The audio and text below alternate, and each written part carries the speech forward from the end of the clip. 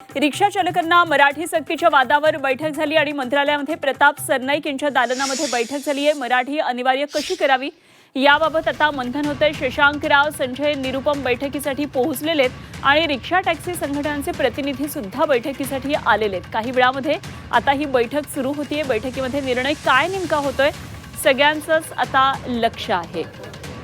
तर मुंबईमध्ये टॅक्सी आणि रिक्षा चालकांनी मराठी बोलणं हे अनिवार्य करण्यात आलेलं आहे। 1 मे पासून हे आदेश लागू करण्यात आलेले आहेत। मात्र त्यावरून राजकारण चांगलंच तापलेलं आहे। शशांक राव या बैठकीसाठी पोहोचलेले आहेत। काही रिक्षा संघटनांचे मालक सुद्धा या ठिकाणी आलेले आहेत। रिक्षा चालकांचे संघटनांचे हे मालक आहेत। संजय निरुपम सुद्धा पोहोचलेले आहेत, शिवसेनेचे नेते। तर शिवसेनेमध्ये अंतर्गत वाद यामुळे पुढे आलेला आहे।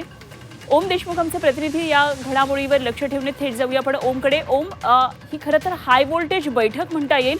या बैठकीमध्ये मंथन होणार आहे कशा प्रकारे ही सक्ती लागू करावी किंवा कशा प्रकारे रिक्षा आणि टॅक्सी चालकांना हे अनिवार्य करण्यात यावं, काय नेमकं सध्याचं तिथलं वातावरण आहे, कोण कोण आलेले आहेत? खरं तर आपण पाहतोय मुंबईतल्या रिक्षा आणि टॅक्सी चालकांच्या संदर्भामध्ये मराठी सक्तीकरणाचा मुद्दा पुढे आल्यानंतर या संघटना ज्या आहेत त्यात आक्रमक होताना पाहायला मिळतात।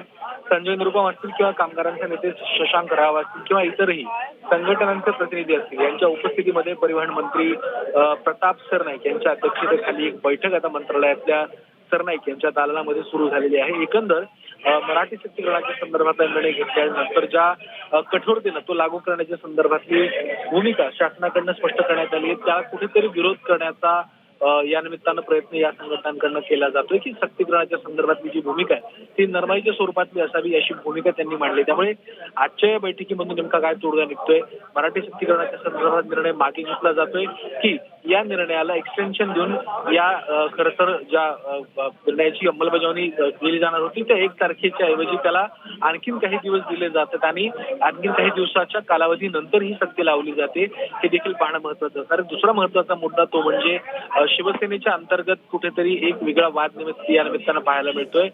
परिवहन मंत्री शिवसेना नेते प्रताप सरनाईक यांनी निर्णय घेतला असला तरी सुद्धा शिवसेनेतलेच एक नेते संजय निरुपम यांनी या सगळ्या प्रकरणात विरोध केल्याचं पाहायला मिळतं। त्यामुळे राज्य सरकार विरुद्ध संघटना आणि त्यातही शिवसेनेमधले अंतर्गत 2 गट यांमध्ये सुरू झालेला हा वाद आणि एकंदर निर्माण झालेला पेच कशा पद्धतीनं सोडवला जातोय, आजच्या बैठकीमध्ये या संदर्भात तोडगा निघतोय का हे देखील पाहणं तितकंच महत्वाचं आहे। ठीक, धन्यवाद ओम दिलेल्या माहितीसाठी आणि वेळोवेळी या बैठकीमध्ये काय नेमका तोडगा निघतोय हे आपल्याकडून जाणून घेत राहू। तुर्तास धन्यवाद दिलेल्या माहितीसाठी।